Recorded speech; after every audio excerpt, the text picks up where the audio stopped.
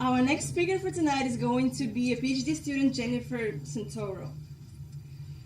As a grad student, Jen played mandolin in a bluegrass band, in the grad student bluegrass band. She once had a pet hedgehog named Penelope. Throughout college, Jen worked as a florist. Please welcome Jennifer in her presentation. All right, hi everybody. Thanks for coming today. Today I'll be talking about tornadoes and large-scale natural disturbances, compound disturbance impacts, and how they can shift or affect forest composition or structure in New England.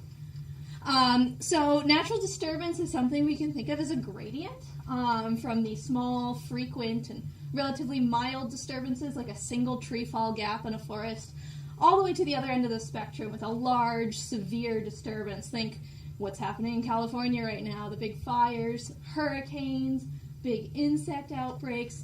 Those are all examples of really large, severe natural disturbances. And both types of disturbance affect forest composition and structure, but they do so in different ways. Small-scale disturbances, as the name implies, occur on a relatively small scale and don't have these huge, overarching, devastating impacts that you might expect from a hurricane or a tornado or a fire. And because of this, small-scale disturbances are often thought of as a really important driver of spatial and structural heterogeneity and diversity in a forest. So here in New England, we have a lot of small-scale disturbances that keep our forests resilient. Large-scale disturbances, fortunately for us and for trees and the wildlife that lives in forests, occur less frequently, but have much, much more severe impacts. So we're going to kind of look at this gradient here today, but let's scooch this over a second and look at something that can happen after a large natural disturbance. And this is what's known as a compound disturbance. A bit of loaded language here. I didn't come up with this term because it implies that a second round of disturbance, whether natural or human caused, could cause compounding effects on the ecosystem. And I don't want to say it's always bad. That's not my position to say. And I'm going to consider salvage logging as our example of compound disturbance today. So this is a practice where after a large, severe event, I'm going to consider wind, because that's something that happens more frequently than fire in New England. People will go in and remove those trees that have fallen from the landscape. There are several reasons this practice can be put into place. Maybe you want to recoup some value in timber that you are growing to harvest at a later date. Maybe you don't like the way it looks, it's messy, and you're doing it for aesthetic or recreational reasons. Or maybe you want to reduce the risk of a fire. A lot of dead timber or dead wood on the ground can increase the fire hazard. So there are many valid reasons for implementing salvage logging after a severe disturbance. What we don't entirely know, especially here in New England where these events aren't studied particularly heavily, is that does this compound disturbance start pushing the gradient of natural disturbance to larger and more severe? Does it harm the ecosystem more? Or does it help us come back towards the left end that's hidden right now and actually help the forest become more resilient? So that's what I'm going to try to explore, but that's a big question, so I'm going to consider just one event. Some of you, if you're New Englanders or have been in the area for a while, may remember the 2011 tornado that went through south central Massachusetts, just south of the Pike.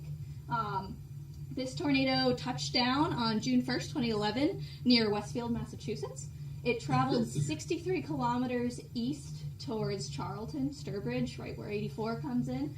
And at its widest point, it was almost a kilometer in width. So this thing's pretty sizable, especially for New England, where we're not used to having these kinds of tornadoes very frequently. So you can see this track from space. Like that's how severe we're talking. This impacted a lot of the area in south central Massachusetts. A couple more pictures for the wow factor. This tornado happened to travel right through the northern end of Broomfield State Forest, which is a state-owned property. It's a mature, hardwood-dominated oak hemlock forest. Beautiful area. Got a lot of hiking done this summer.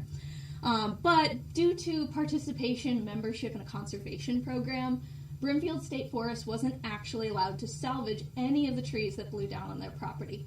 The most they were allowed to do is clear the hiking trails. So this landscape is full of stacks and stacks of down trees and logs and various stages of rot. It's really tough to not put your foot through one of them when you're 15 feet up. So that was exciting. But on the other hand, nearby landowners, this pretty mixed ownership landscape, they own their own land, so they can do whatever they want. And many of them chose to salvage their properties. So this creates this really neat natural study. I mean, despite the devastation, I kind of hate saying there's a positive to this, but I'm getting a dissertation. I'm getting a PhD someday, so I'm getting something out of this disaster. Is we have this natural experiment with essentially 3 treatment types. We have trees that were toppled over in the state forest by the tornado and left there, and they're still there. We have trees that were toppled over by the tornado and salvage logged on nearby properties. And we have trees that weren't affected at all. Just the tornado didn't touch them because these are linear disturbances. So that sets up my experiment, and I'm going to kind of illustrate this here with a map. Maps are my favorite things. So I owe a lot to the Massachusetts Department of Conservation and Recreation and researchers at the University of Massachusetts at Amherst for reacting really quickly after this tornado and putting plots in 2012, a year after this happened, to create a long-term study to see what would happen, what would come back after this tornado. So we have 3 different plot types, which I just described. The salvage log plots in green, these are on private ownerships. The blow-down plots in orange, these are all in Brimfield State Forest because they couldn't salvage log. And they're all in this pink area, which is the tornado track. And then the southern part of the forest down in this green area was not hit, so we have control plots. And this kind of sets up what I was doing this summer. I was revisiting all of these plots, collecting data, and now I'm going to sit on my butt and do some statistics and analyze it. So I have a couple research questions that I'm going to ask about these data that I've collected. I'm interested in several metrics of forest structural and compositional change after this disturbance and compound disturbance compared to the control. So first, does disturbance history, salvage, blowdown, nothing, affect differences in mortality rates between trees? When I say mortality rates, I'm talking post-disturbance mortality rates. So I don't need to tell you guys that the tornado killed a lot of trees, and it's pretty obvious. But after the tornado went through, we still see trees dying. So I'm going to, not in this presentation, but later try to tease out why. A second research question is, does disturbance history influence species diversity? So I'm going to look at metrics such as Shannon's index to try to measure the species diversity across all 3 plot types. And finally, does disturbance history affect seedling regeneration? Different species coming up in different plots, different amounts of species coming up. It's kind of my least developed question, but regeneration is important. It'll tell us, or at least give us a picture of what's going to come up in the forest, because this thing will still be recovering long after I'm dead. So, brief overview of my methods. I got one of UVM's best forestry undergrads, Lydia, to work with me this summer. She is a total rock star, and this project would not have happened without her, so props to Lydia. We had fixed plots at all of our sites, collected 3 basic metrics of data. Overstory data, such as tree species, diameter, height, whether it was alive or dead, is pretty important. Regeneration data on smaller subplots. This included things like seedling size and seedling counts, and seedling species, of course. And then we took a coarse-woody debris measure on every plot to get an idea of the down wood and the decaying wood that was on that plot. And I'm not going to consider coarse-woody debris in this presentation. Ultimately, I will see how the coarse-woody debris is different between these 3 plot types. And right now, I'm doing a lot of statistics, which is masochistically fun. So another map, because I love maps, and this is just to drive home the post-disturbance mortality piece I was talking about earlier. So this purple area is the tornado track, and this on the left is the 2012 data. So this is after the tornado went through. This is what UMass did. They collected all data at all these plots, and even with those blowdown plots that are in the purple area, there's still a pretty large percentage of trees that are alive at that time. So, that tells us something, especially when we look at the data I collected, and I found that a lot of those trees were dead. I went out with the 2012 data in front of me, found all of the same trees that they did in 2012, and a lot in the blowdown had died in that 5-year interval. And especially compared to the control plots, which are the green ones on the southern end of both maps, we're not seeing the same levels of mortality visually. So this prompted me to explore the post-disturbance mortality rates here. So, turns out they're significant, statistically. Yes. And these neat little tools called violin plots from R show that pretty strikingly. There is a significant difference from a variety of models in the mortality rates between blowdown plots, so these are the tornado damage plots in Brimfield State Forest that were not salvage logged, and the control and salvage plots. And what's really interesting to note here is that the salvage log plots do not have these high mortality rates that the blowdown plots do. So there's something going on there. We can also look at species and what species have the higher mortality rates. Red oak jumps out to me here as having the highest mortality rate of all the common species in the blowdown plots. Species is something else I intend to explore further. But the main takeaway from this mortality question is that we aren't seeing the same rates of mortality in salvage sites as we are in the blowdown sites. Moving on to question 2, species diversity.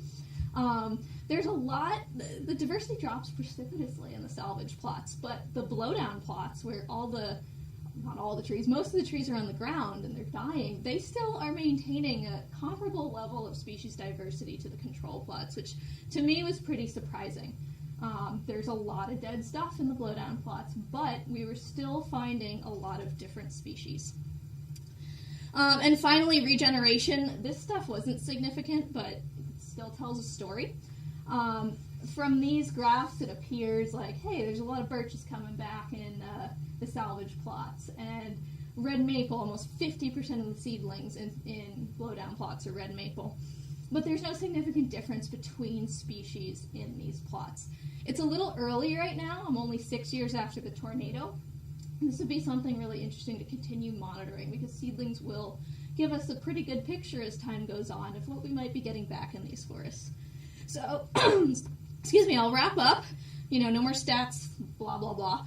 But what does this actually mean for Brimfield State Forest and the landscape that was impacted by this tornado, and even landscapes that might be impacted by more disturbances, since we've established that climate change is something that could alter our weather patterns, our forest composition. So my main takeaway is here that salvage logging, which had lower mortality comparable to the control plots, may have captured some of that post-disturbance mortality that we're still seeing really high values of in the blowdown plot. So in that respect, perhaps salvage logging is beneficial to this ecosystem. But when it comes to diversity, we're not seeing the diversity in the salvage sites. It's staying in those blowdown sites, though. So perhaps compound disturbance, such as salvage logging, is homogenizing the composition of the current landscape. Seedlings and regeneration effects will tell the story of what will happen in the future, so diversity is another really interesting metric to continue monitoring, and I'm very hopeful that this grant will continue, and every 5 years researchers will go out there. And finally, regeneration, we'll have to see what implications there are for future forest composition and structure as those seedlings grow up. So I have lots of people to thank. Max Den pays me. The Forest Service funded this entire project, and the Mass DCR, also Resner, were very, very instrumental in getting this project going and getting me down to Massachusetts and climbing stacks of logs. My advisor, Tony D'Amato, and the rest of my silviculture lab were super helpful in helping me condense this into something that actually made sense. And Lydia, Danella Flower, Dan Wright, Bill Hill, these people with Mass DCR, I could not have done the field work without them. And finally, the salvage landowners for letting me trespass on their property. So, thank you. And I don't know if I have time for questions. I have 30 seconds. Really short. Okay. Oh my gosh. I don't know how to pick. I saw Bill's hand first. Oh, thanks, Jen. Very tough. So, question about the mortality. Sure, yeah. It seems like a really tricky one to interpret. Yes. So, for example, if you're just using percent mortality, then it's like, of course there would be lower percent in the salvage lot. Yeah. Because they've taken all the straight Right. trees, the less vigorous trees, Mhm. cut. Correct. Have you tried using just density of surviving vigorous trees? So the densities of the healthiest trees might be comparable. Right. I'm looking at that in models that I'm still fighting with in R, by trying to construct what factors might influence mortality in each of the treatments. So I've actually got a good one for control plots, which makes sense. Basal area, QMD, those influence mortality and controls, and makes sense for a mature forest that wasn't affected. And it's been really hard to tease those effects out for both the salvage and the blowdown plots. One thing with salvage is I have the fewest number of plots there. And I also am grappling with the idea that I know nothing about the salvage operations. I can infer some things from what I saw on the sites, like tons of skid trails, really wrecked up soil, and another site seemed like a couple guys went in there with a chainsaw.